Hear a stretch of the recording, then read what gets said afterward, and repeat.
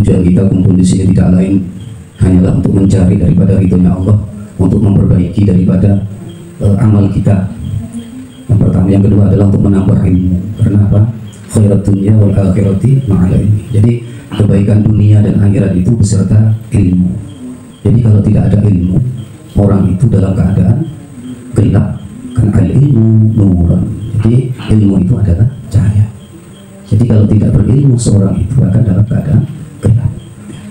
Gimana kita berjalan dalam kegelapan? Maka akan tidak karuan, tidak bisa membedakan mana yang baik, mana yang buruk. Karena ketika sudah di dunia ini gelap, tidak berilmu, maka kata Allah, wa man kana fi hadhihi a'ma wa huwa fil akhirati a'ma wa adallu sabila. Jadi ketika buta mata hatinya di dunia ini, maka akan buta pula mata hatinya kelak di akhirat. Kalau di dunia ini masih gampang, ada yang nutun, tapi kalau di akhirat semua orang kita tidak pernah ke sana, nggak tahu arah. Maka untuk membuka daripada mata hati kita ini, kita belajar. Bukan berarti kita ini bodoh, tidak, tapi sudah menjadi kewajiban bahwasanya ilmu itu merupakan suatu sarana untuk kita menghadap kepada Allah. Bisanya terbukanya hati itu karena ilmu.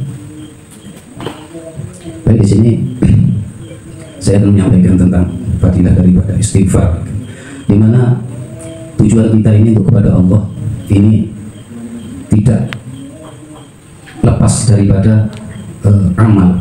Yang mana amal itu harakatul jisim awil qalb, dilakukan oleh jasad dan hati. Yang dikatakan amal itu dikerjakan oleh jasad dan hati. Harakatul jisim awil qalb. Adapun amal itu dibagi menjadi 3 bagian. Yang pertama amal syariah, amal hakikat, dan amal ma'rifah. Nah, kita bicara tentang syariah. Intisari daripada syariah. Apa itu syariah? Syariah adalah amalia yang kita lakukan sehari-hari, seperti sholat, seperti puasa, ya kan? Berpakaian, ini syariah. Bekerja, itu syariah. Dan apabila semuanya itu dilandasi karena kita cinta kepada Allah dan disandarkan kepada Allah, maka akan menjadi ibadah. Nah, tetapi syariat itu akan menjadi syariat apabila memenuhi 3 daripada intisari syariat. Apa intisari syariat? Yang pertama adalah taubat. Nah, taubat di sini yang pertama dengan cara menyesali daripada perbuatan-perbuatan maksiat yang kita lakukan dengan banyak-banyak membaca istighfar. Jadi beristighfar, meminta ampun kepada Allah dengan mengucap astagfirullahaladzim. Karena dalam menjalani hidup sehari-hari kita tidak luput daripada kesalahan. Astagfirullahaladzim. Astagfirullahaladzim atau kalimat astagfirullahaladzim adalah syarat pertama bagi orang yang salik atau berharap menuju kepada Allah. Dan bagi orang yang mengharapkan daripada sesuatu agar dikabulkannya harapan itu, maka jalan pertamanya adalah istighfar. Mohon ampun dulu kepada Allah. Jadi melepaskan tentang adanya kemaksiatan, kesalahan-kesalahan yang telah kita lakukan, dosa-dosa yang telah kita lakukan, baru kita itu meminta kepada Allah. Jadi beristighfar, dosa-dosa apa yang telah kita lakukan, baik yang ditimbulkan oleh lisan kita, oleh penglihatan kita, pendengaran kita, apa yang ditimbulkan oleh lisan dari pembicaraan kita. Kadang kita tidak terasa bicara hina, tidak tahu orang lain tersinggung, ya, menyinggung daripada perasaan orang lain karena lisan kita. Nah, ini perlu diistighfar. Kan nggak terasa setiap harinya, kadang kita kumpul-kumpul ngomong saking enaknya, saking nggak terasa ya. Nah, di situ nafsu sudah mulai bercokol dan setan sudah mulai mengintai menunggu kesempatan ketika kita kumpul. Maka masuklah bisikan-bisikan sehingga yang tadinya itu arahnya bagus, nanti tunggangi setan malah menjadi ghibah. Nah, karena lisan itu tadi. Nah, makanya ini perlu diistighfar. Astagfirullahaladzim. Betapa banyaknya juga orang-orang yang kita bunuh daripada karakternya dengan lisan kita. Jadi betul kata itu, bahwasanya lisan itu lebih tajam daripada pedang. Jadi bisa membunuh lisan ini sebenarnya. Membunuh yang bagaimana? Membunuh karakter. Orang yang tadinya baik, orang yang tadinya itu lurus-lurus, ya, tidak ada permasalahan, maka dibuka aibnya pada orang lain. Bahkan cenderung apa yang tidak dia lakukan itu dikatakan bahwasanya dia melakukan seperti ini, sehingga orang lain itu percaya. Maka terbunuhlah karakternya. Orang yang tadinya dipercaya menjadi tidak dipercaya karena lisan itu tadi. Nah, kalau bahasa sederhananya itu fitnah. Ini perlu di istighfar. Terkadang ini kita lakukan. Nah, sementara kita ini bertujuan untuk menuju kepada Allah.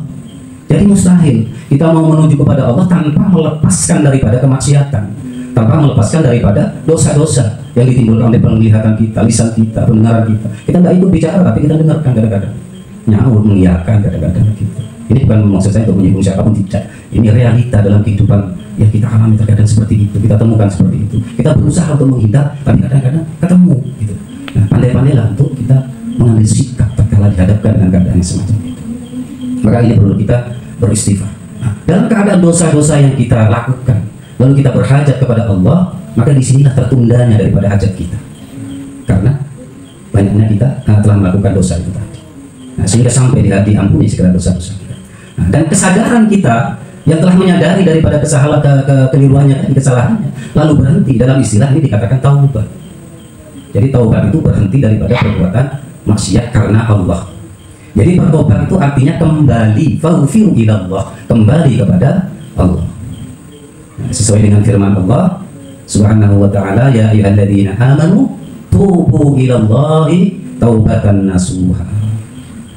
Jadi orang-orang yang beriman, bertobatlah kamu dengan sebenar-benarnya tobat.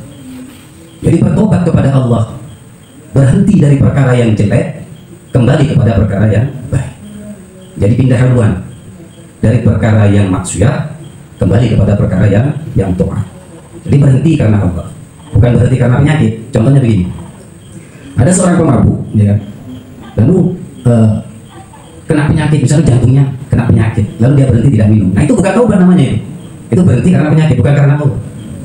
Nah, yang dikatakan berhenti karena Allah itu diniatkan memang berhenti, dia itu sadar lalu berhenti karena Allah. Itu taubat karena Allah. Misalkan, oh saya ini kok gibah, saya ini kok ujub, saya ini kok sombong. Ini kita yang tahu. Lalu astagfirullahaladzim, astagfirullahaladzim. Mulut kita berucap, maka hati ini memastikan bahwa saat itu kita kembali kepada Allah. Faghfiru ilallah, dengan penuh kesadaran diri tadi. Jadi pindahkan uang dari maksiat kepada taat. Nah, terus taubatan nasuha, sebenar-benarnya taubat setelah berhenti daripada perkara-perkara yang dimurkai oleh Allah atau maksiat, maka taubatan nasuha, sungguh-sungguh melakukan amal-amal yang diperintahkan oleh Allah. Jadi bukan berhenti setelah maksiat, berhenti tobat, berhenti lalu diam dan ngapa-ngapain, ini sama saja. Maka rentan nanti akan kembali untuk bermaksiat, karena tidak ada benteng untuk membentengi supaya tidak kembali kepada kelakuan yang sama itu tadi. Jadi summa amanu summa kafaru summa amanu summa kafaru summa zdadu kufran. Jadi iman kufur gitu. Kalau ada orang Jawa itu tobatnya tobat sambal, jadi tobat lombok. Jadi yang tadinya itu maksiat kembali kepada Allah, kembali kepada Tuhan. Nah, setelah berhenti maka melakukan amal-amal yang diperintahkan oleh Allah. Contohnya ya tahlil, ya kan, sholat yang tadinya tidak pernah sholat. Nah, terus tambah mencari ilmu, tak ikut tahlil. Ini namanya taubatan nasuha. Nah, bukan kenapa kamu nggak minum, kenapa kamu nggak, wah saya sudah tobat, tapi nggak ngapa-ngapain, ya sama saja itu. Bahkan nanti akan kembali lagi. Nah.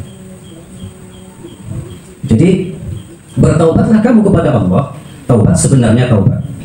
Nah, terus tambah faman taubatan lahu la halalahu wa la maqama lahu. Jadi barang siapa yang tidak bertaubat atau tidak kembali kepada Allah, maka dia itu tidak ada tempat dan maqam di sisi Allah.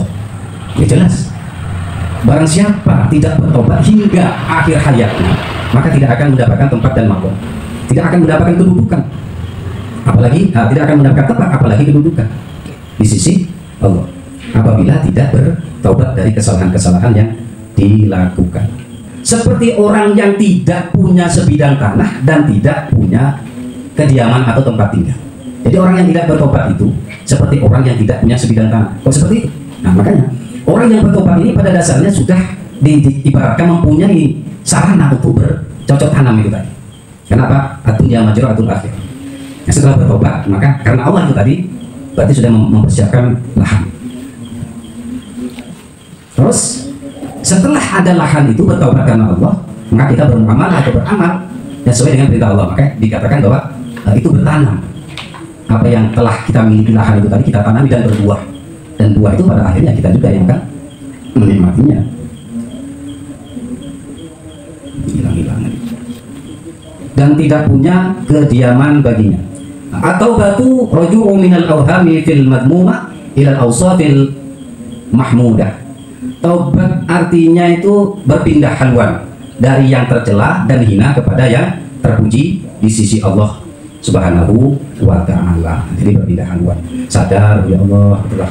Jadi Allah itu maha besar rahmat. Di hadis qudsi itu dikatakan, apabila umatku itu menuju kepadaku dengan merangkak, maka aku akan mendekatinya dengan berjalan. Dan apabila umatku menuju kepadaku dengan berjalan, maka aku akan mendekatinya dengan berlari. Begitu besarnya rahmat Allah kepada hambanya. Cuma hambanya ini kadang-kadang terlalu jauh meninggalkan Allah, ya kan? Ya, apa sebabnya? Itu tadi yang awal disampaikan tadi, kurang duduknya kita dengan orang-orang yang alim, orang-orang yang soleh di majelis taklim. Halaka ummati fi syai'ani tarkil ilmi wa jam'il ilmi. Rusaknya umatku itu, kata Rasulullah itu, karena jauh dari majelis ilmu, dari orang-orang soleh, dari orang-orang alim, dan gemar menumpuk-numpuk harta, sibuk menjadi harta, saking sibuknya sampai tidak sempat. Mudah-mudahan kita tidak seperti itu ya. Berikan senantiasa berikan kesempatan. Ini aku sedikit ya, biar nggak buntu. Taubat artinya berpindah haluan dari yang tercela dan hina kepada yang terpuji di sisi Allah. Nah, dan itu semuanya adalah jawareh. Dan sekarang kita kepada hati. Hati kembali yang lupa dan lalai untuk ingat kepada Allah. Firman Allah Subhanahu wa taala, "Wadhkur rabbaka idza nasita wa qul 'asa ayyahdiyani rabbi bi aqrabi min hadza rasyada." Artinya ingatlah Tuhanmu. Apabila engkau lupa, katakanlah hai Muhammad, barangkali Tuhan akan memberikan, dan Tuhan akan memberikan petunjuk kepadamu. Semoga kamu menjadi orang yang dekat kepada Allah. Jadi tobat yang kedua itu adalah mentobati hati kita yang lalai kepada Allah, tidak ingat kepada Allah. Yang hati ini senantiasa digunakan untuk hal-hal yang maksiat. Ini lebih parah. Maka hati ini masuk kategori ibadah batin. Ibadah batin ini pahalanya sangat besar. Akan tetapi dosanya pun juga besar apabila batin itu bermaksiat. Jadi yang lalai kepada Allah, maka ingatlah kepada Allah. Innal ladzina amanu tatma'innul qulubuhum bi dzikrillah, ala bi dzikrillah tatma'innul qulub. Jadi dengan berzikir kepada Allah, insyaallah hati akan menjadi tenang. Jadi kalau ada orang berzikir tapi hatinya tidak tenang, berarti kurang.